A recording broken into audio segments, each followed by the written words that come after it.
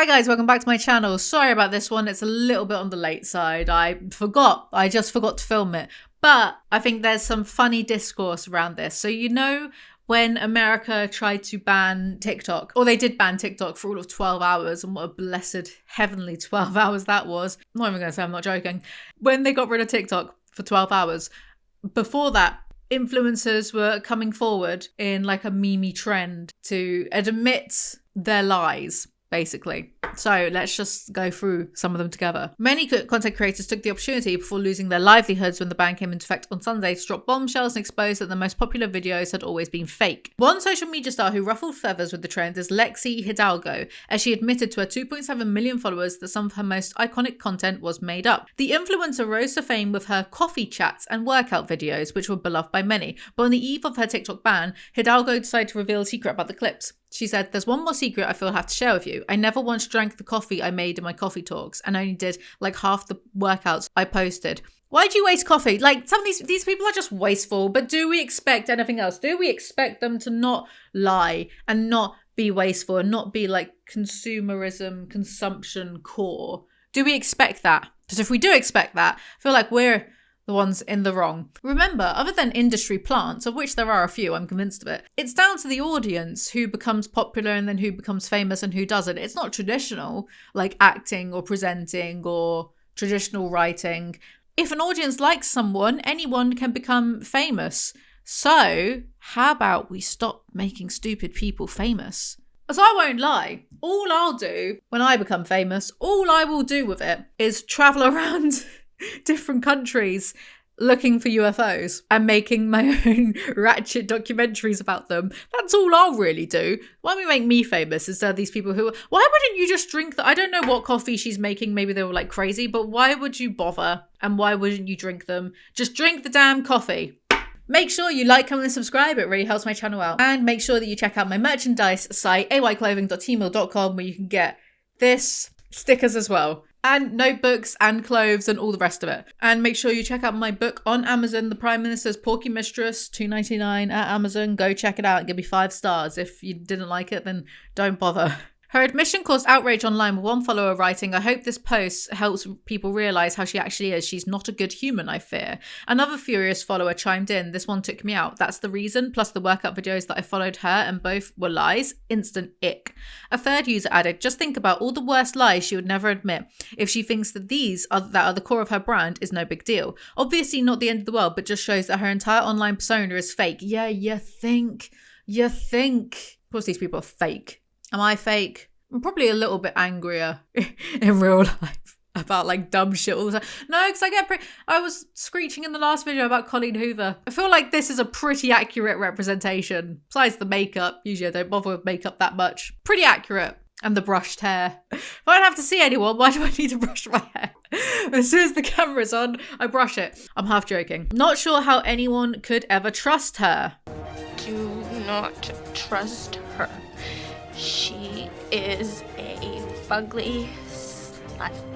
Hidalgo deleted her initial video, then attempted to backpedal by saying, "The coffee was always for my mum. I drink the coffee now, just not when it was iced and super sweet in 2020. Liar." Like, this is the thing. People aren't going to believe you now. They're just not going to believe you. What would mine be? Since we're all going to die tomorrow, I have to admit one more thing. I was about to say, I actually hate everyone here, but I'd say that pretty much every other video anyway. Maybe it would be the reversal. Maybe it would be that there's actually like a lot of people I do like. Have to admit, there's quite a few people I do like. Don't know who. No one springs to mind right now, but they are there. Anyway, I did the workouts, just not when I posted them. I was a kid on a brand new app. I didn't know better yet. Many TikTok fans were quickly irritated by the last-ditch trend of influencers exposing their own dishonesty after years of throwing their support behind a bunch of liars. So you all lied. You built this following based on a lie, one wrote on Reddit. I know I shouldn't be surprised, but it's just so odd. Cannot wait until the documentary on the lies of influencers come out in a few years, another wrote. They are just marketers with faces to them, a third wrote. It's so true. I get so sick of scrolling through TikTok. I can only really bear to do it like a few scrolls at a time, and I have to like throw away my phone in disgust because it's just literally people selling to me every other TikTok. I get like funny memes and then someone's trying to sell me something, then another person's trying to sell me something, and just it's just marketing. But then I look at it, it's like, but there's like thousands upon thousands of people just like constantly trying to market towards me. Go away, leave me alone. Does it work sometimes? Did I get a box of Korean skincare for my birthday because it worked? Yes. But that's besides. Actually, it is a really good box. It's got niacinamide, is that how you pronounce it? Serum in it, which I don't usually use. So I'm like hyaluronic acid, hyaluronic acid, hyaluronic acid, try and say it 3 times. Hyaluronic acid. Try and say that 3 times as fast. I'm like hyaluronic acid all the time. But the niacinamide helps with repairing or something if you've had like some spots. And I've had some spots and the spots, and it's been working. So it's like, oh, okay, cool. Anyway, what was I talking about? Oh yeah. Sarah Oi, who gained a following by sharing her corporate in New York City, was also amongst the content creators to expose the lie she had lied about in her videos. The influencer's most watched clip, breaking in 47 million views on TikTok, showed her doing an outfit check before heading out to dinner, but in the video she quickly realised she forgot to put her skirt on, standing in her apartment with just tights on her legs. The startled content creator's reaction made millions of people laugh when it was posted last year, or a bunch of dolts. But now, with the app on the brink of a blackout, Sarah decided to reveal to her followers that it was all a complete stunt and her reaction was phony. She said in the video on Friday, "I didn't actually forget to put my skirt on after I put on my tights." Immediately, her comment section was filled with disbelieving fans. "How could you do that to us?" one wrote, while another added, "This whole time, I thought it was real." Wow. Look at the stars on her. Serena Kerrigan, who dubbed herself the Queen of Confidence, used the trend to admit that she had been on Mounjaro, a weight loss drug similar to Ozempic, this whole time despite previously denying it. Can someone give me Mounjaro? Here's the thing. I wouldn't lie. I can't be bothered. Don't have the money. Anyway.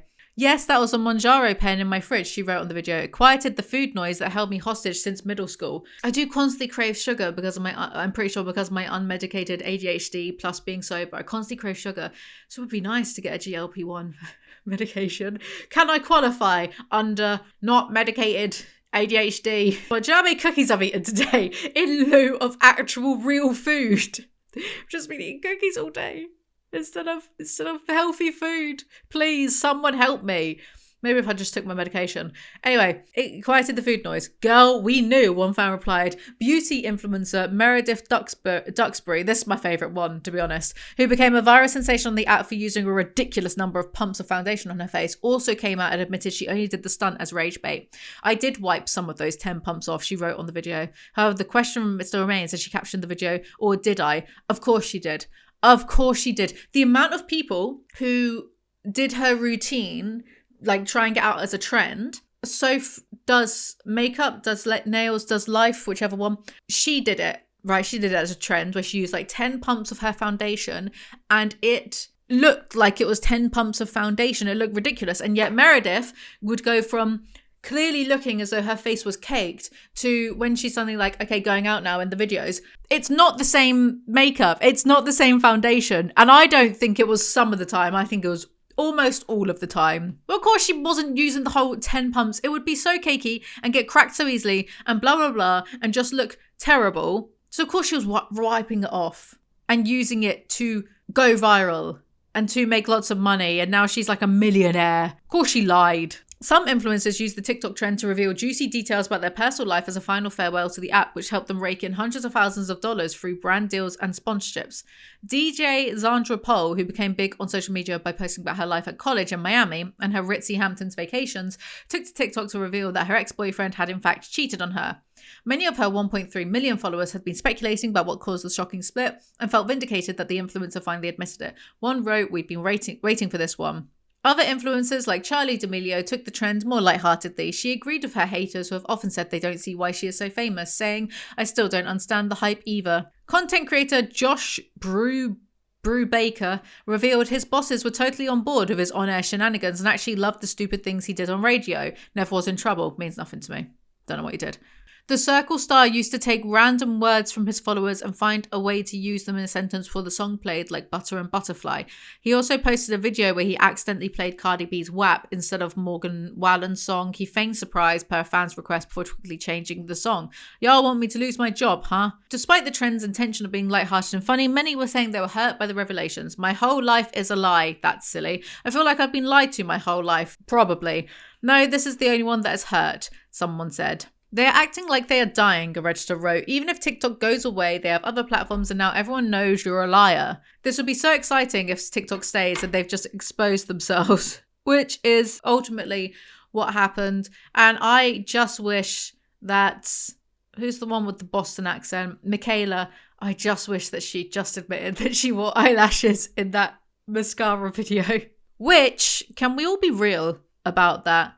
Yeah, I guess technically it's defrauding your fan base, and it is lying to your fan base, being like, look how good this mascara is, clearly wearing false eyelashes. But you know, James Charles is doing fine and Jeffree Star is doing fine. But like the amount of ire that people had for Michaela for being dumb and being like deceitful in one video, or maybe she's been deceitful in more videos, but still, Jeffree Star and James Charles are doing fine right now. People do give women a harder time, don't they? Anita Sitar admitted she didn't actually like coffee when she started doing her viral Starbucks taste tests.